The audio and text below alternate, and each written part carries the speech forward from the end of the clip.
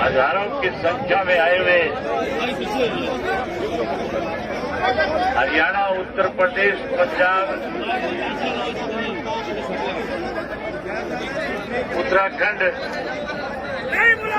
मध्य प्रदेश से आए हुए मेरे किसान भाइयों,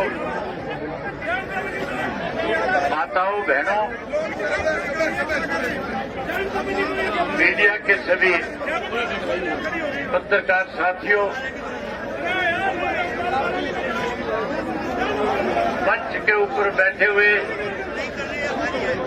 किसान संयुक्त मोर्चा के सभी किसान नेतागण, मैं यहाँ कोई आज आपके बीच में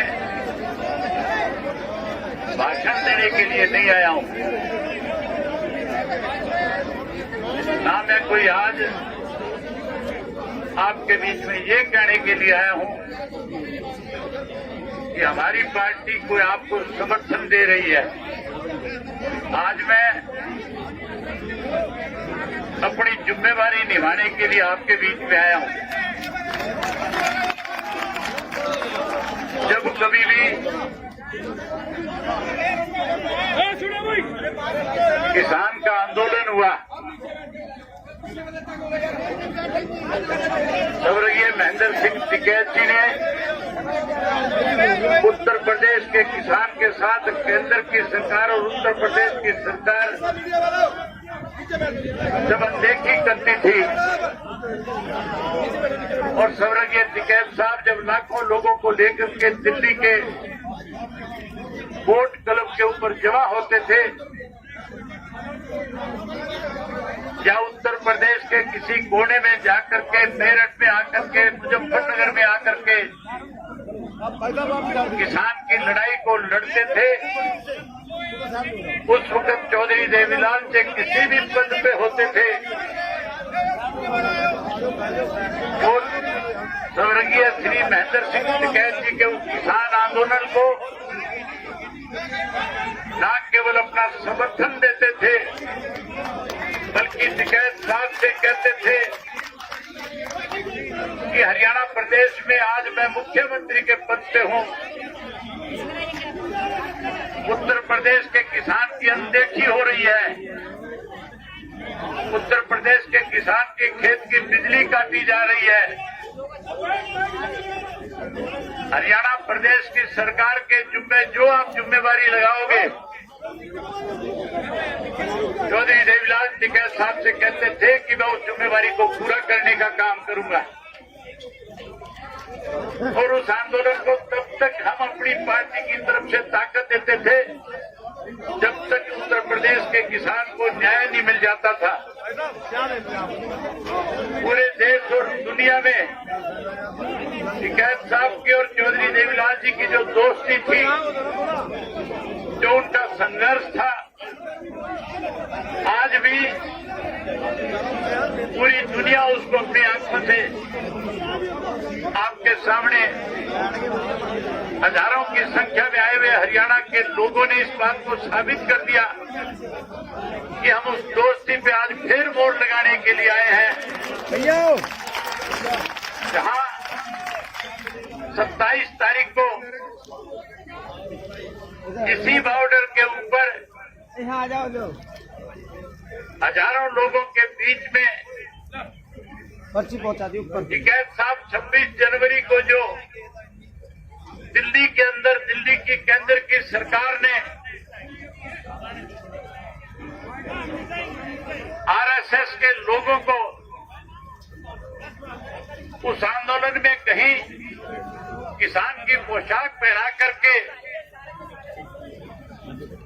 उस आंदोलन को खत्म करने की जो साजिश रची थी, उसके बारे में टिकैत साहब बैठे हुए किसानों को जब संबोधित कर रहे थे, जब सारी बात उनसे बता रहे थे, मैं सोशल मीडिया पे देख रहा था कि हजारों पुलिस के कर्मचारी जो शांति से आंदोलन चलाने का काम कर रहे थे, किसान उनके चारों तरफ आकर के खड़े हो गए थे और बारी बारी कह रहे थे कि हम टिकैत साहब को गिरफ्तार करने के लिए आए हैं, और टिकैत साहब भी अपनी तरफ से लोगों को संबोधित करते हुए ये कह रहे थे कि हमने किसी तरह से विरोध नहीं करना, पुलिस के लिए रास्ता बढ़ा करके दो, मैं गिरफ्तारी देने के लिए तैयार हूं। लेकिन साथियों, हैरानी की बात थी, जो काम प्रशासन का है, जो काम सरकार का है, भारतीय जनता पार्टी ने अपने यहाँ के एमएलए को सैकड़ों की संख्या में बदमाशों को साथ लेकर के इसी पुल के नीचे, जिन्होंने यहाँ के डीएम को और एसपी से कहा था कि अगर आप इनको यहाँ, पहले तो आप इनको यहाँ से हटाओ,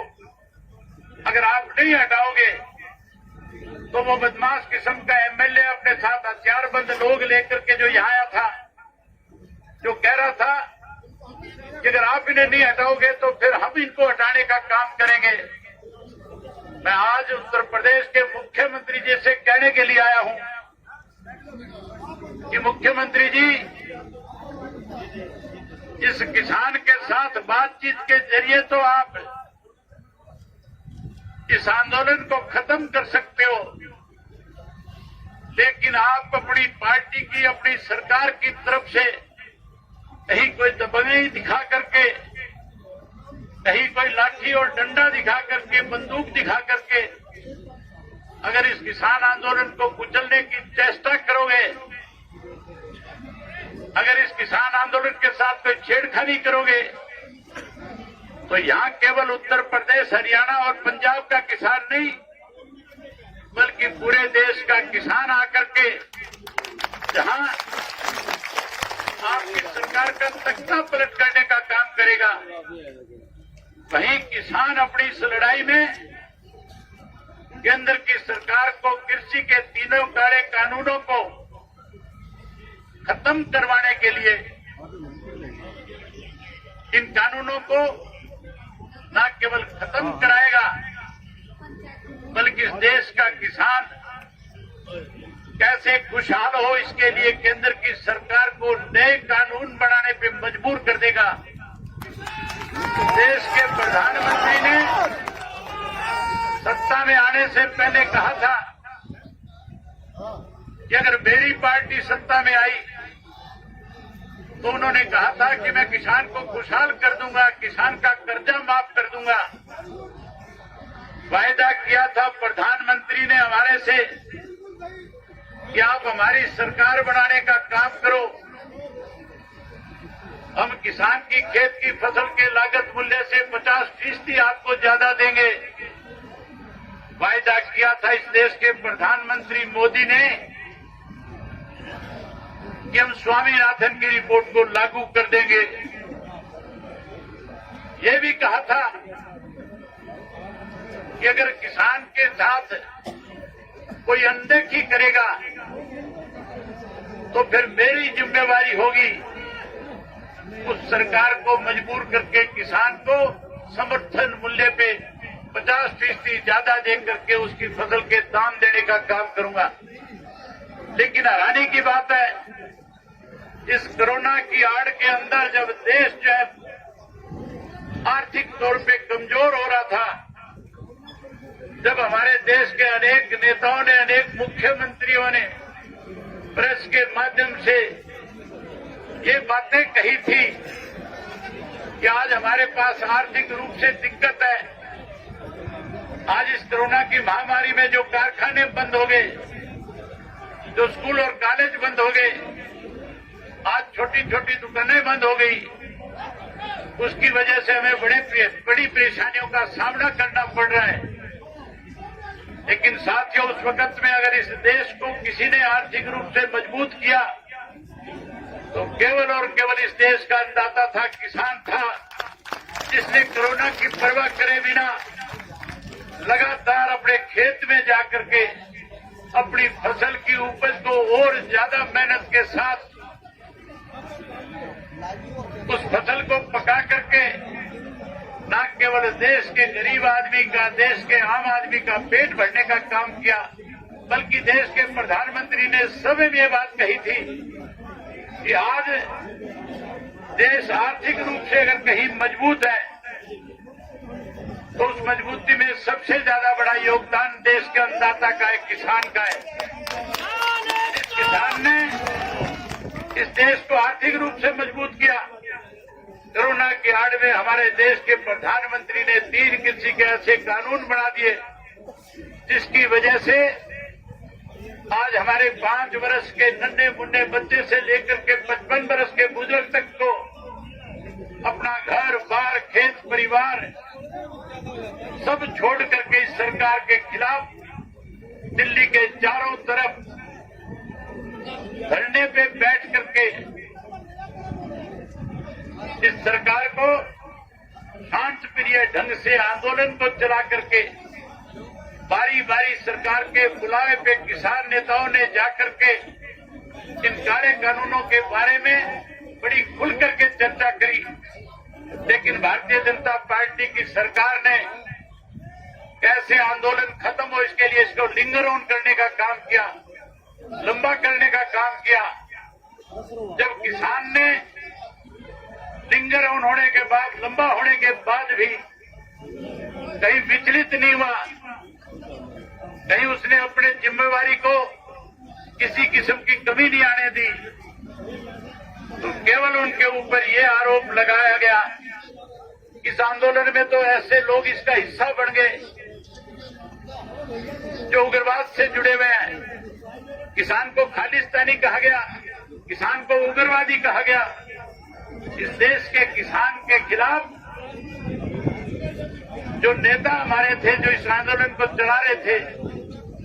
इस दिल्ली की सरकार ने 26 जनवरी के दिन जहां गणतंत्र दिवस की परेड के साथ